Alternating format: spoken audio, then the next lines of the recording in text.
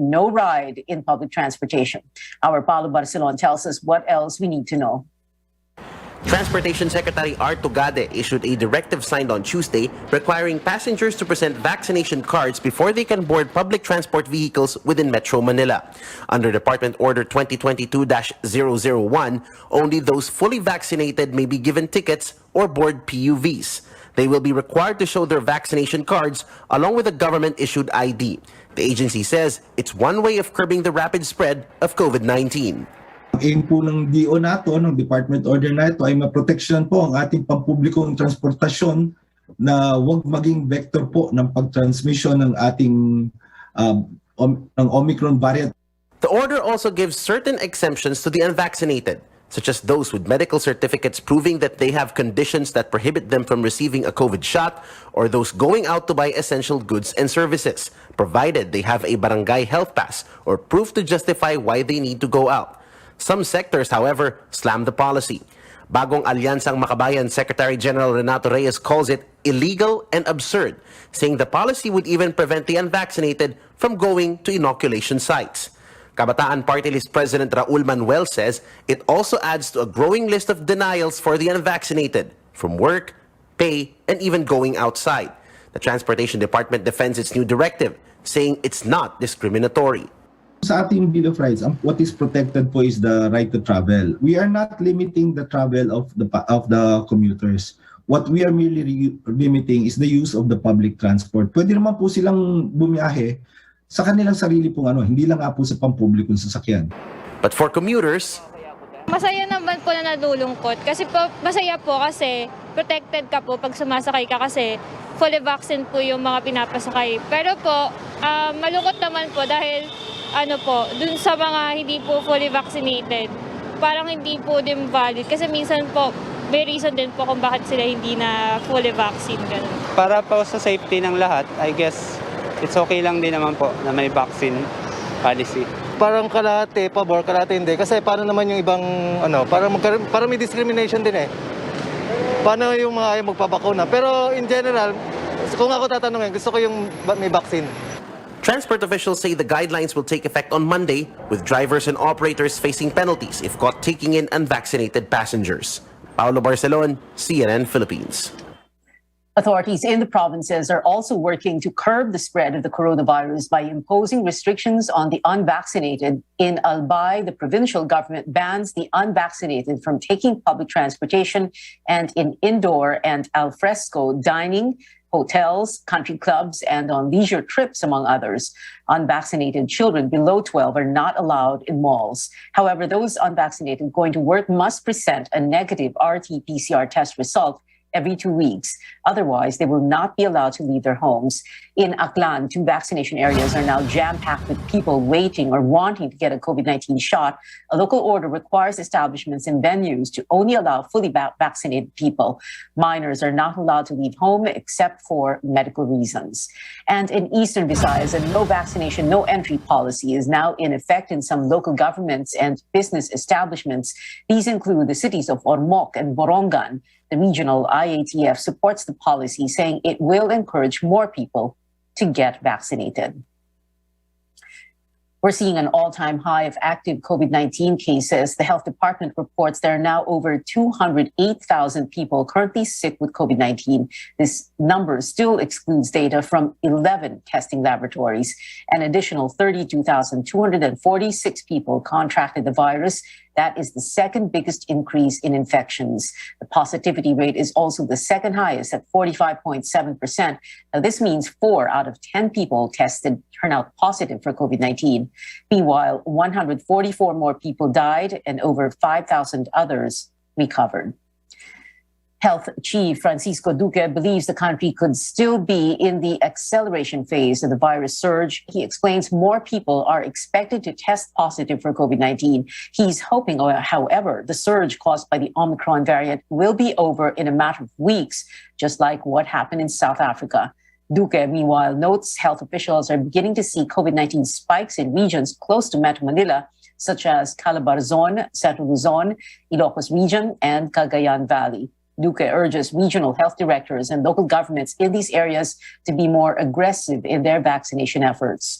For the World Health Organization, it's too early to say the country has reached the peak of surge. WHO country representative Rabindra Abayasinghe says what is critically important at the moment is to reduce the opportunity for virus transmission. He says this can be done through reducing close contact, early isolation, and reduced mobility. We now know that the National Capital Region and some adjoining regions have been put under alert level 3 from the 3rd of January, I believe, or subsequent dates. And that is showing a very significant reduction in mobility. It's also showing, if you look at the streets of Manila, many people are not going out. They are not taking the risk. So this is going to have a significant impact on transmission. Abayasinghe adds the more transmissible Omicron may soon replace Delta as the dominant COVID-19 variant in the Philippines. This is based on observations in other countries experiencing the same surge in new infections. However, Abayasinghe says it's difficult to conclusively determine if Omicron is already the dominant variant since the country is sequencing too few samples. Now, a labor group is pushing for mandatory quarantine and isolation leave benefits for workers as COVID-19 cases continue to rise. This is on top of the existing vacation and sick leaves for employees. But the Labor Department flags legal challenges on the proposal as it offers a possible alternative. Our Tristan Nadalo reports. With more economic frontliners getting infected due to COVID-19 surge, the Labor Group Trade Union Congress of the Philippines, or TUCP, is sounding the alarm that some workers are hesitant to go on quarantine or isolation when infected or exposed to the virus. The group insists it's high time to impose a policy mandating employers to give workers paid time off if they should isolate or quarantine. Kung hindi natin gagawing mandatory yan, ay mag-aanilangan at mag-aagam-agam ang mga manggagawa at hindi sila ma-encourage at sila ay magdadalawang isip kung magko-quarantine pa ba. Labor Secretary Silvestre Bello says imposing mandatory quarantine and isolation leave benefits has no legal basis. For now, the department can issue an advisory urging employers to add leave credits for workers who have already used up their sick and vacation leaves but must undergo quarantine and isolation. Wala pa pong batas na nagmamandato na magbigay ng paid quarantine or isolation leave.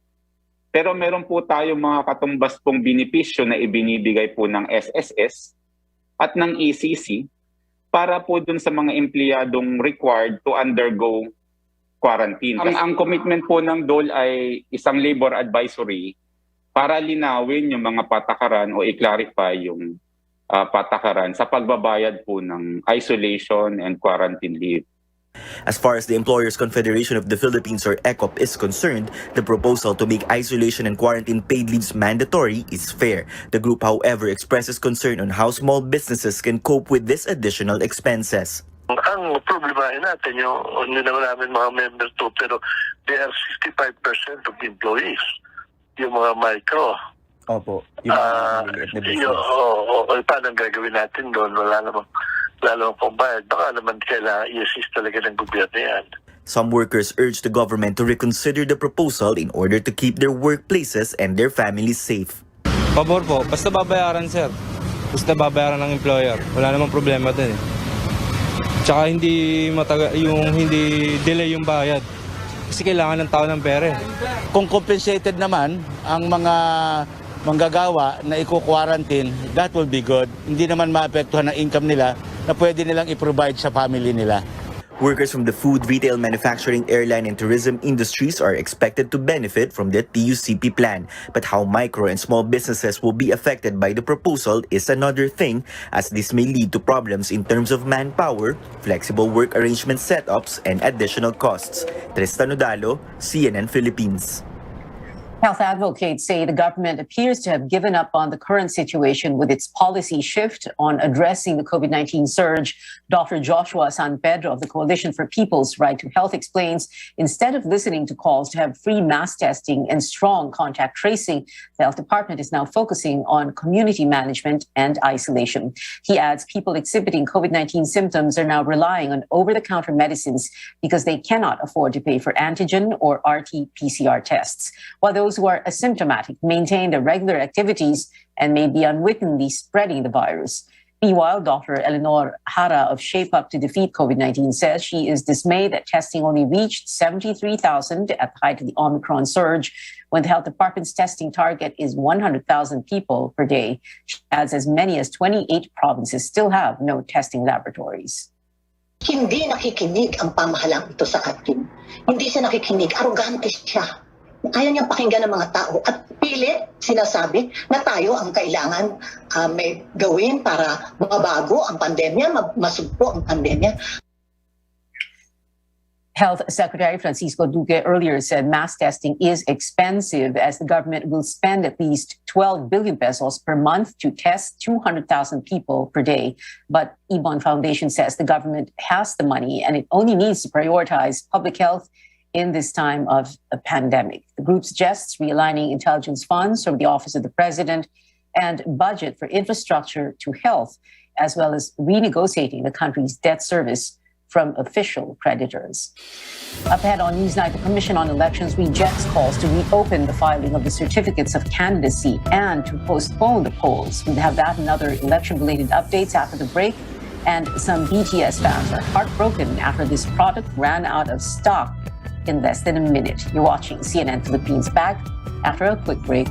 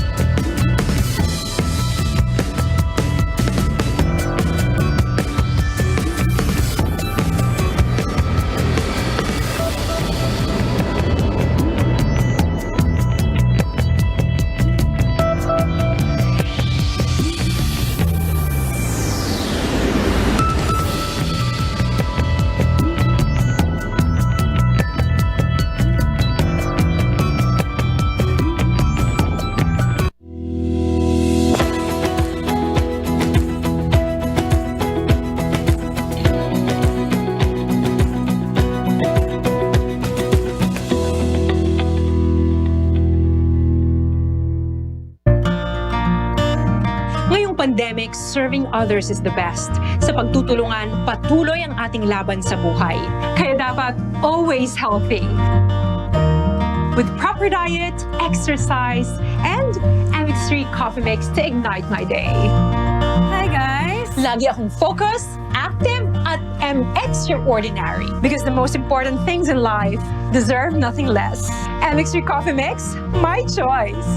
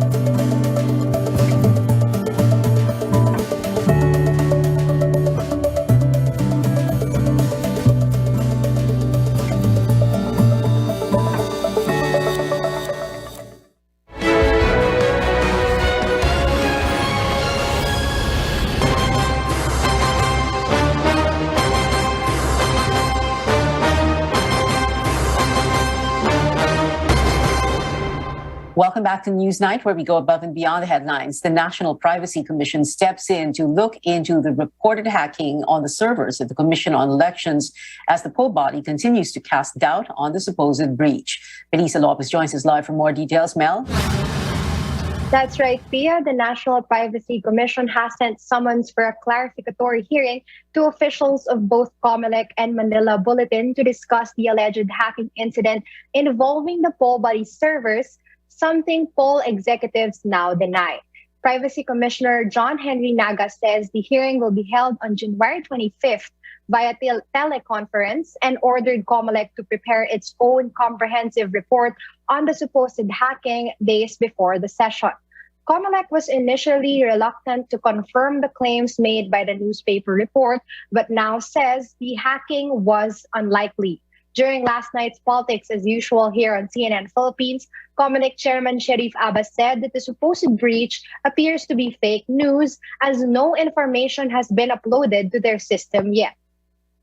The COMELEC welcomes these investigations. We are very eager to participate in these exercises. We have confidence in the security of our systems and in the procedures that we have undertaken since 2016 to ensure that our data is hardened and cannot be unlawfully accessed.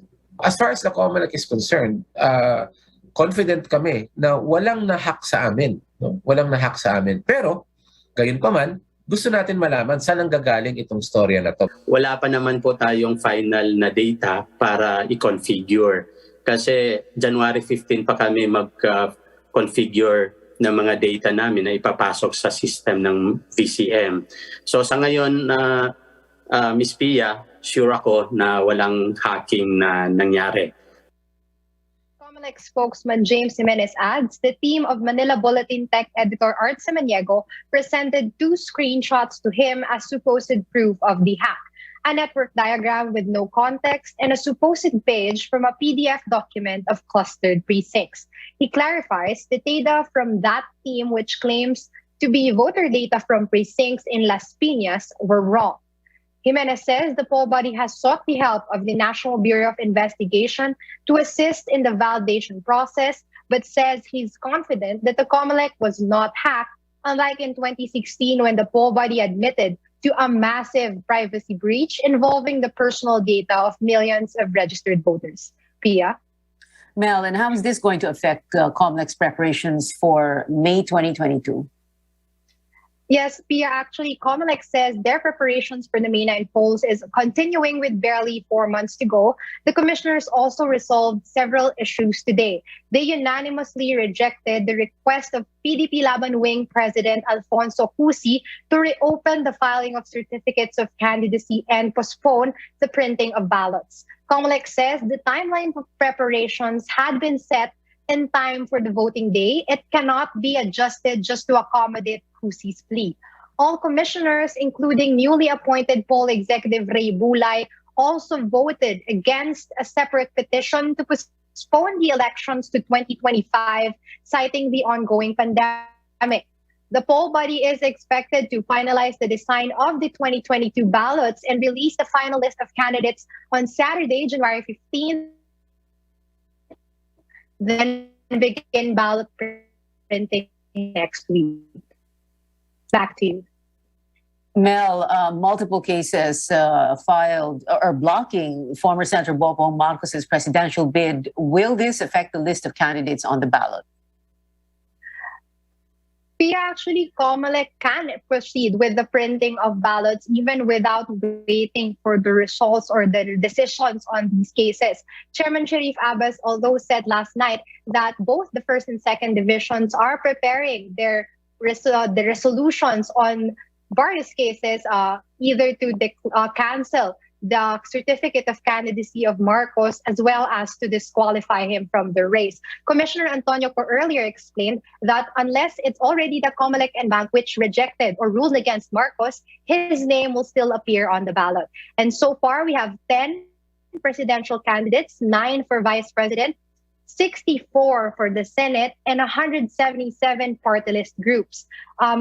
Latest update though, former MMDA spokesman Celine Pialagos' Malasakit movement has been dropped from the role after COMELEC ruled that it does not stand for an underrepresented sector, while it accepted Mothers for Change, the party list of Mocha Uson, for accreditation in the upcoming elections. Pia? Melissa Lopez there reporting. Now back to our top story. Some presidential aspirants oppose the Transport Department's no vaccination, no ride policy in Metro Manila. Senator Ping Lacson says the government should first consider whether it has enough vaccine doses before imposing the ban and possibly affecting the livelihood of the unvaccinated. Senator Manny Pacquiao also calling on the DOTR as well as other government agencies not to limit the mobility of the unvaccinated. Pacquiao says people should not be forced to get their shots. For Vice President Leni Robredo, the policy should be to inform and incentivize the public to get vaccinated, not impose penalties. Robredo adds free mass testing and improved contact tracing are key to controlling virus transmission. Labor leader Caliodi de Guzman also suggesting incentives and programs such as house-to-house vaccination to encourage inoculation. Meanwhile, Manila Mayor Isko Moreno orders an on-site rollout of booster shots for construction workers in the city.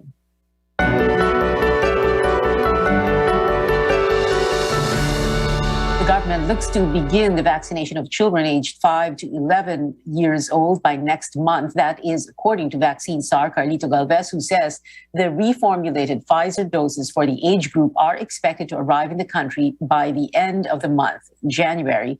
Now, last month, the government granted emergency use authorization for the use of the Pfizer vaccine on children aged 5 and above.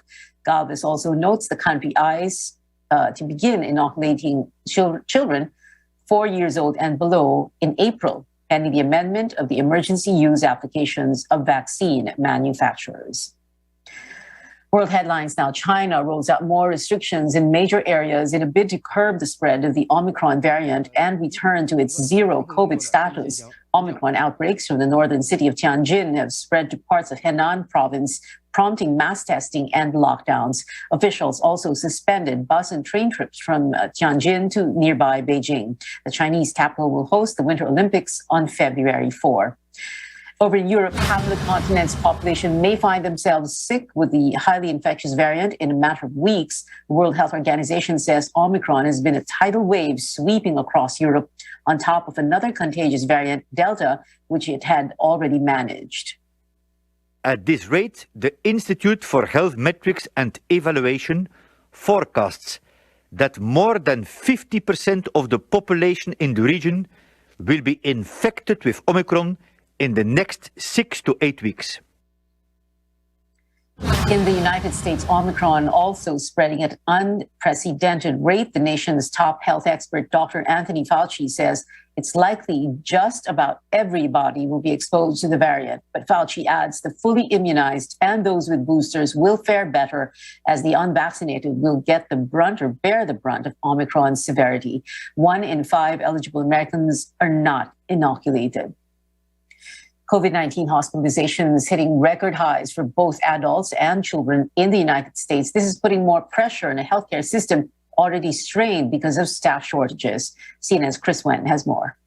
As America struggles to manage the COVID-19 crisis, healthcare workers are being pushed to the brink. A lot of hospital systems simply do not have enough staff because people are out with COVID themselves, diagnosed, forcing to isolate and quarantine themselves. In Rhode Island, some COVID-positive healthcare workers are continuing to work in line with CDC guidance, state health officials say, because of critically low staffing levels at hospitals and nursing homes across the state. No one could have anticipated the depth of the staffing challenge that we find ourselves in right now. Across the country, more than 145,000 people are currently hospitalized with COVID-19, a new record high according to data from the Department of Health and Human Services. This latest surge of Omicron is like nothing we've seen. Data from the Centers for Disease Control and Prevention shows the risk of hospitalization is 8 times higher for unvaccinated people than it is for fully vaccinated people. The substantial number of absolute cases is resulting in hospitalization increases across all age groups,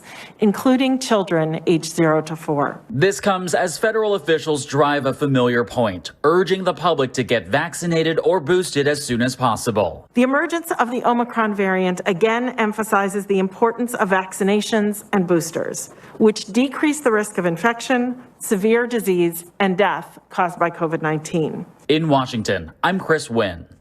When we come back, we give you a rundown of nations holding the most travel-friendly passports this year And this one's for K-pop fans. We give you a glimpse at the new in-demand bag designed by a BTS member. Stay tuned to CNN Philippines.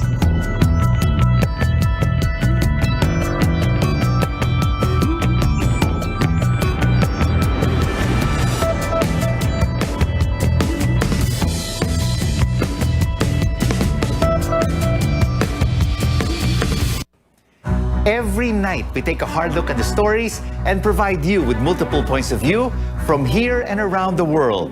Now, we'll bring you more news you can use from the trading floor and the global markets, and bring you more news you can trust in business and finance. Buy, sell, hold on The Final Word, weekdays at 9 p.m. only on CNN Philippines.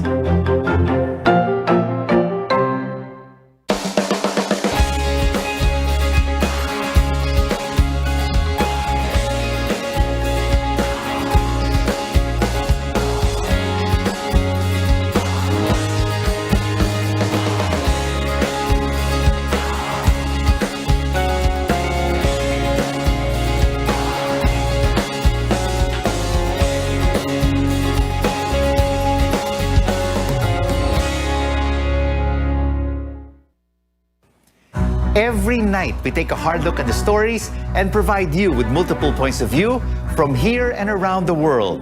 Now, we'll bring you more news you can use from the trading floor and the global markets, and bring you more news you can trust in business and finance. Buy, sell, hold on The Final Word, weekdays at 9 p.m. only on CNN Philippines.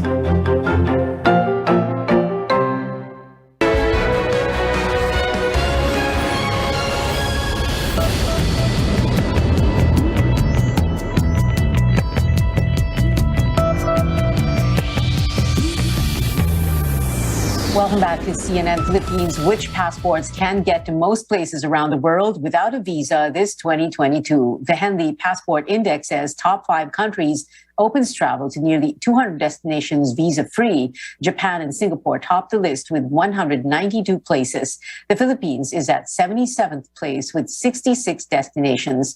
But temporary restrictions are not taken into account, including those caused by the pandemic.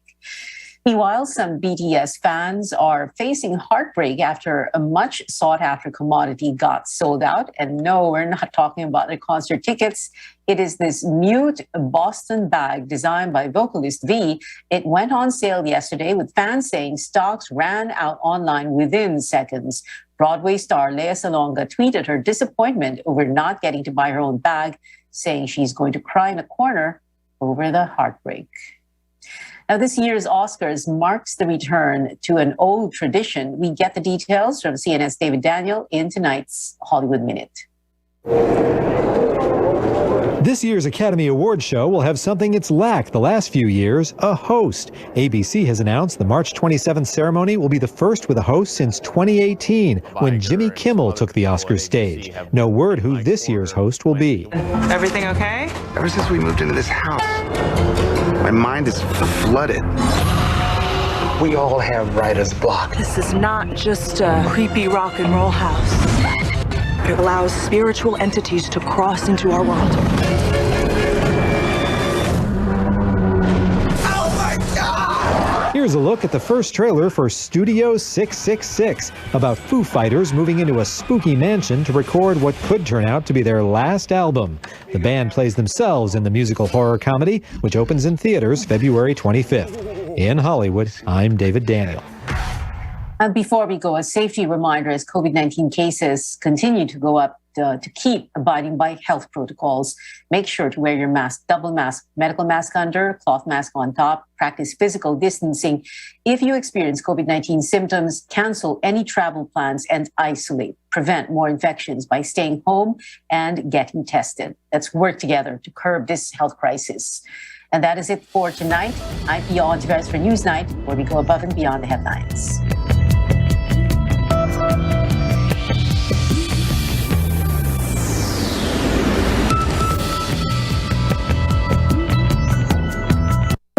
This program is brought to you by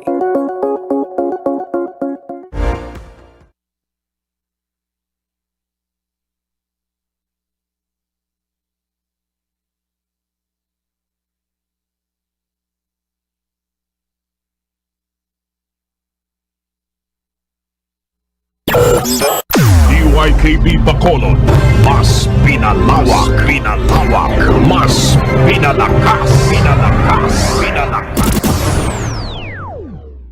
DYKB Radio Ronda.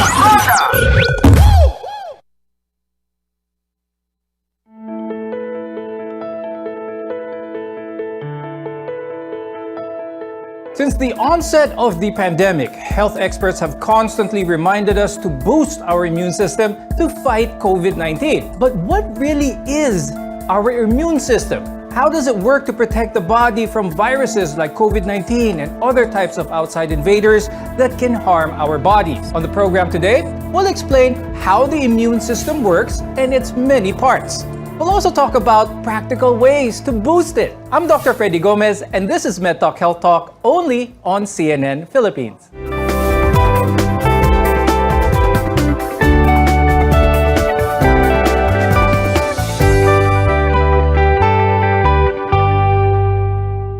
The role of the immune system is to protect us from infection, but there's a lot more to it. The immune system is made up of a wide network of cells, tissues, and organs, and each play a unique role in keeping us healthy. Let's welcome Dr. Paulo Miguel Borja. He's an internal medicine specialist from the Asian Hospital and Medical Center. Also with us is Dr. Cristina Ignacio Alberto, who is a pediatrician and community doctor at Health Index Medical Clinic. We've mentioned that the immune system protects us from foreign invaders that can cause infections like viruses as well as bacteria. I'll start the discussion with Dr. Paulo. How does our immune system work? Yun lang yung simpleng tanong. Ano? Could you tell us more about this process? So your immune system is a complex network of cells, tissues, and organs. Together, they help the body fight infections and other diseases. When germs such as bacteria or viruses invade your body, they attack and multiply. So this is called an infection. The infection causes the disease that makes you sick, and your immune system protects you from the disease by fighting off these germs or these invaders. Doc Paulo, on the flip side, on the other side, what happens to a person when the immune system isn't working properly naman? So there can be a lot of reasons why your immune system will not work properly. Of course, the more common cause is what we call an immunocompromised state. So these are individuals with conditions that would impair their immune system or their ability of their body to combat infections. So particularly those who have cancer or malignancy, they're part of those patients who have an immunocompromised state. Post-transplant patients also fall under this category.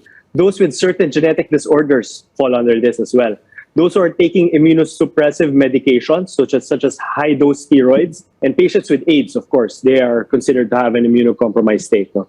More commonly for our audience, so diabetics and actually the elderly, they can also be considered to be immunocompromised. Mm-hmm. So what happens when you're immunocompromised is that your body's natural or innate ability to fight off infections is impaired. So in short, your natural defenses are low, making you more prone to infections, making you more likely to get sick. And if ever that you do get sick, you will get sick longer if you are immunocompromised. Now that we've established the importance of having a strong and robust immune system, there are things that we may do every day that can weaken this. And it's important that our viewers know this because there are some habits that we do every day that may weaken our immune system. Doc Tina, what are some of these factors that can negatively impact our immune system? Number one, your diet, and your lifestyle. That's very important. So if you're taking it, you have a poor diet, of course, that is lacking in vitamins, zinc, and essential minerals, of course, your immune system will go down. Kasi importante po yan in regulating our immune system. Lack of sunlight exposure, because sunlight is very important in regulating the immune system. Tapos yung sedentary lifestyle, it also contributes to the weakening of the immune system. Of course, poor hygiene can expose us to a lot of germs, and that can also decrease the immune system. Lack of sleep, that's why it is very important to get enough sleep every day. So those are some of the factors that can also weaken the immune system. Ngayon, Doc Tina, how can what we eat, yung kinakain natin, how can that impact our body's natural defense? If you have micronutrient deficiency, that will decrease your immune system kasi importante po yan in regulating the immune system. Kaya we always emphasize the importance of a healthy, balanced diet. And of course, we also should avoid taking in too much junk foods kasi this can contribute to obesity and which also can cause metabolic syndrome, which can also decrease our immune system. Doc Tina, how can we make sure that our immune system stays healthy Ngayon na, syempre, pandemic, maraming anxious, maraming kulang sa tulog. Pero we want to still make sure that the immune system is still strong. We recommend 7 to 8 hours of sleep for both adults and children. And of course, you have to have a fit mental health. So how do we do it? Minsan, meditation can work. Sometimes, it's interaction with the family o kahit online lang po yan. We encourage that. And there is also pet therapy right now. So those who are pet lovers, we encourage other people to have pets with them kasi this is also part of building up a good mental health process. And of course, you have to have some set activities, especially for the families kasi mental health is also becoming a big problem even for the children and the adolescents. Okay. Now, other infections like the flu virus or even measles can also weaken our immune system. And this is why flu vaccines and other vaccines as well are available and they are key in our protection. Doc Tina, tell us more about this, especially vaccines for preventable diseases. Vaccines are very important in preventing many type of diseases, okay? And most of these diseases are both deadly, fatal, and can cause severe lifetime disability. So what the vaccines do is to protect us from upcoming infections, okay? So in our immune system, we have the adaptive and the innate immune system. Pag sinabi natin innate, these are inborn immunity. When we say adaptive, this helps us adapt to incoming infections. That's what our vaccines do. So vaccines help by introducing controlled amount of viruses, bacteria in our body, which can help us mount the bacteria or viruses na natural na pupunta sa katawan natin. To protect our bodies from infection, many cells, organs, and tissues have to work together. Doc Paulo, let's briefly go over some of the different or the most important parts of the immune system para sa mga viewers natin. So that includes your skin, which can help prevent the germs from getting into your body,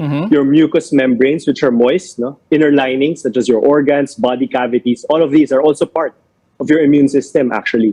White blood cells, which you usually hear from your complete blood count or your CBCs, they're actually a very important and vital part of your immune system.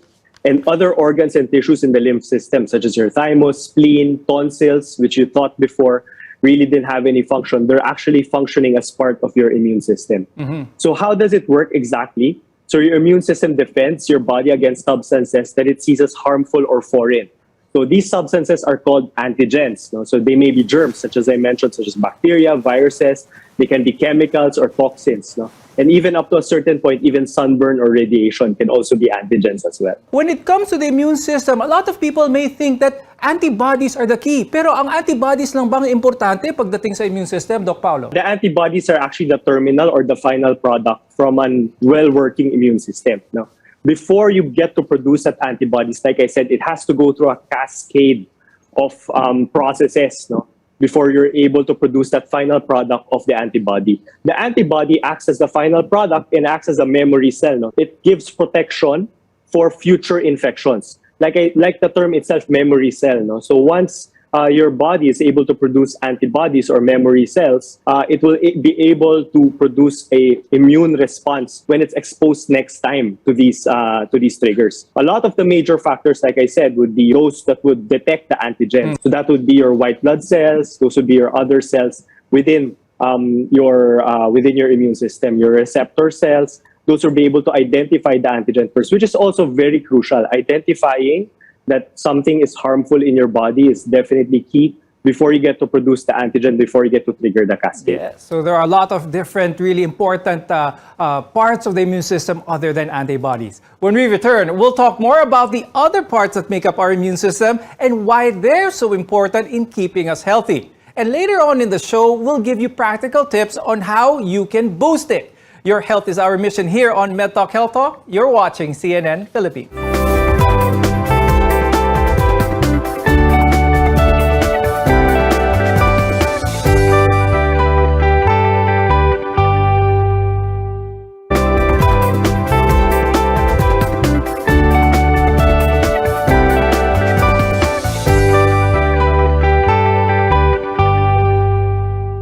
I'm Dr. Freddy Gomez and welcome back to MedTalk Health Talk, your partner in healthcare. Doc Tina, let's talk about the role of the bone marrow in our immune system. Okay, the bone marrow is where your lymphocytes, all your white cells are produced. Okay, your neutrophils, everything. So, ang bone marrow po, yan yung nasa loob ng ating mga bones. Okay, there are red bone marrow and the yellow bone marrow. Ito po yung tinatawag nating bulalo in Tagalog. Okay, so napaka-importante po niyan because this is where the stem cells arises. The stem cells is where all other cells arises. Yung ating mga white blood cells, ang ating red blood cells, and ating platelets. So, when we talk about infection, the most important part will be the white blood cells kasi they are the ones who fight off infections and invaders in our body. Now, aside from that, the skin also, as mentioned earlier, is our first line of defense against infection. Doc Paolo, you touched on this earlier. No? How does it prevent germs from entering our bodies at bakit napaka-importante na alagaan natin ang ating balat? A lot of us would just think that our skin is just skin, just one layer of skin. Actually, no. It has a lot of layers, your epidermis, dermis, and a lot of layers underneath that. No? So all of these function as part of your immune system. So you have there your other cells, no? Keratinocytes, macrophages, as I mentioned earlier, neutrophils, like I said, are there as well. So skin acts as a first line of defense.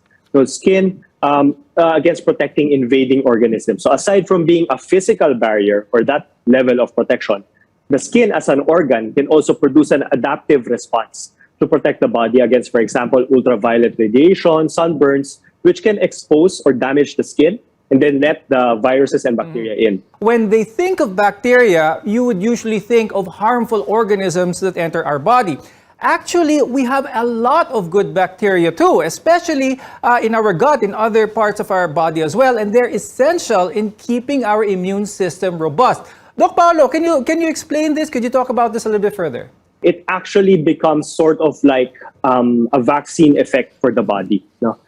It triggers a response, first of all, with your immune system. So it can trigger antibodies that can be protective to something more serious or more damaging. Some bacteria can really be more toxic than others. No? Not all bacteria are the same. Second, these good bacteria will actually colonize or actually live inside your body. No? And that's not actually a bad thing.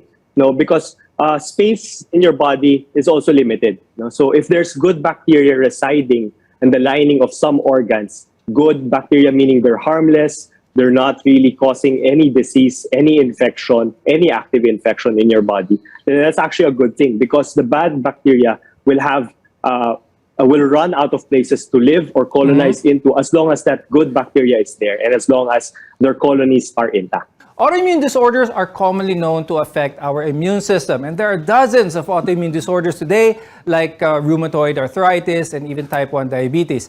Now, Doc Tina, let's give our viewers an idea on how autoimmune disorders are and how disruptive they are to a person's immune system, and what should our viewers know about this? Autoimmune, from the word itself, meaning auto, yourself, is dysfunction of the immune system. So your antibodies, your white blood cells, instead of attacking the foreign body, it attacks itself. So the brain can be affected, the eyes, the lungs, the heart. So this is what autoimmune dysfunction is all about. So it's the body destroying its own self. So one of the more popular examples, your lupus, your rheumatoid arthritis, your HSP, and of course, very common po, diabetes is one of the autoimmune diseases. Okay? So what happens, yun nga po sinasabi natin, our own immune system destroying our own bodies. Other conditions that may disrupt someone's immune system that is very common, especially here in the Philippines, are allergies. Now, a lot of people may suffer from allergies. Some people may not be quite sure why they have a certain response when they're exposed to certain allergens. Doc Paolo, can you explain the relationship between allergies and our immune system? Allergic disease is one of the most common chronic health conditions globally as well. And usually it's familial or hereditary. So people with a family history of allergies have an increased risk of developing allergic diseases. No? So more common allergic diseases, that would be your allergic rhinitis, eczema, asthma is actually considered under that as well, and food allergies. No? It can range from very mild to seriously life-threatening, or what we call anaphylaxis. No? So it's best to identify triggers to your allergies or what you're allergic to. Now, for your question, in connection with the immune system, like we said, the immune system responds to foreign threats to your body. So any foreign threat that is not just for bacteria and viruses, that actually includes your allergens, allergic triggers as well. So the point is sometimes we take antihistamines to actually dampen and control, regulate your immune system again, no? Because again, these responses are heightened or exaggerated responses that can actually harm your body as well. So when it comes to certain things like this, it's more of a control that we're trying to look for rather than cure. Now, Doc Tina, now that the vaccine rollout is focusing now on the younger population, on the younger age group, what can we say about the importance of being vaccinated when it comes to kids? So COVID-19 vaccine is also recommended now for kids, and I advise parents to get it, lalo na po yung mga parents with children who has comorbid like diabetes, bronchial asthma. It is very preventive of severe COVID infection because right now we are seeing more cases of children getting really severe COVID infection. Just like the rest of our body, our immune system needs proper nourishment, rest, and a healthy environment in order to stay strong. But how do we do it? Stay with us on MedTalk Health Talk, only on CNN Philippines.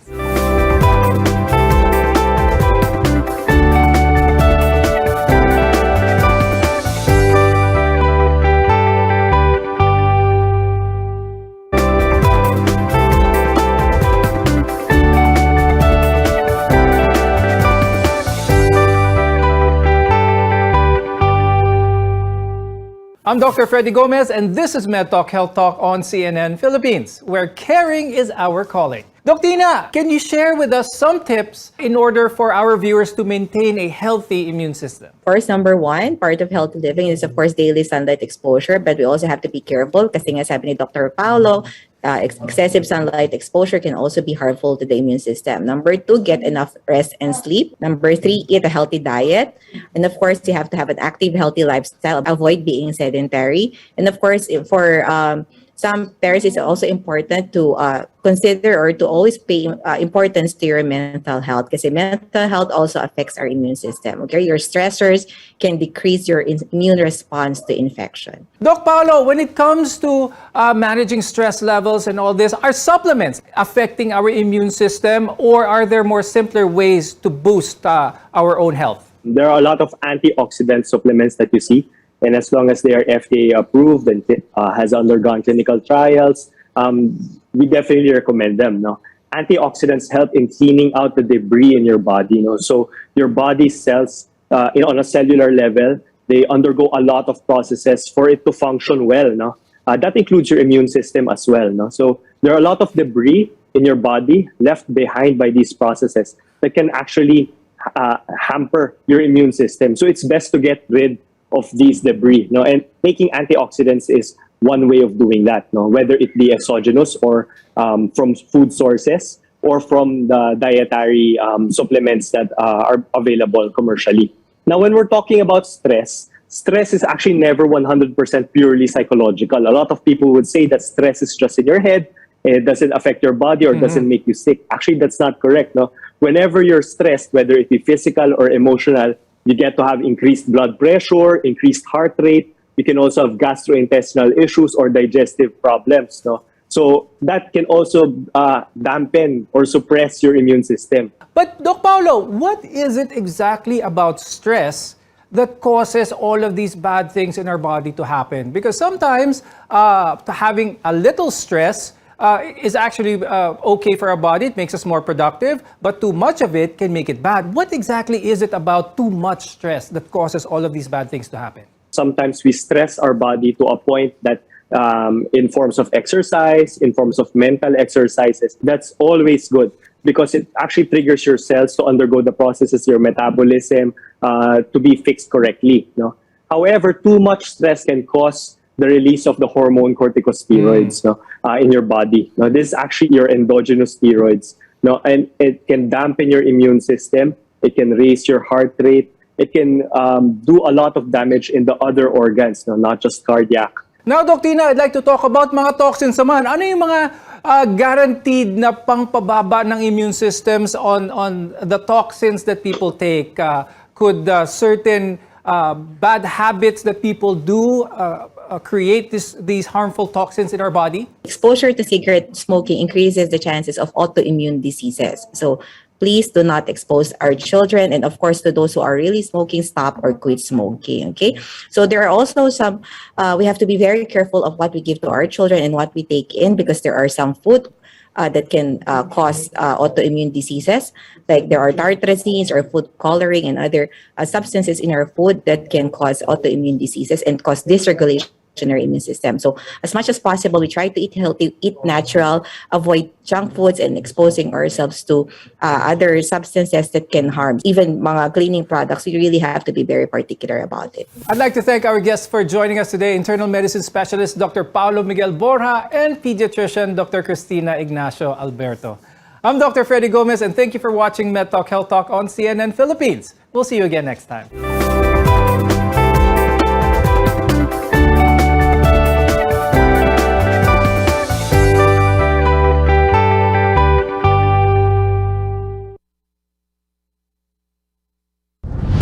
RPN Regional AM radio stations nationwide welcomes CNN Philippines, a first on radio. To bring you the latest news you can use, news you can trust. Listen to Newsnight, weekdays 6 p.m. I'll go above and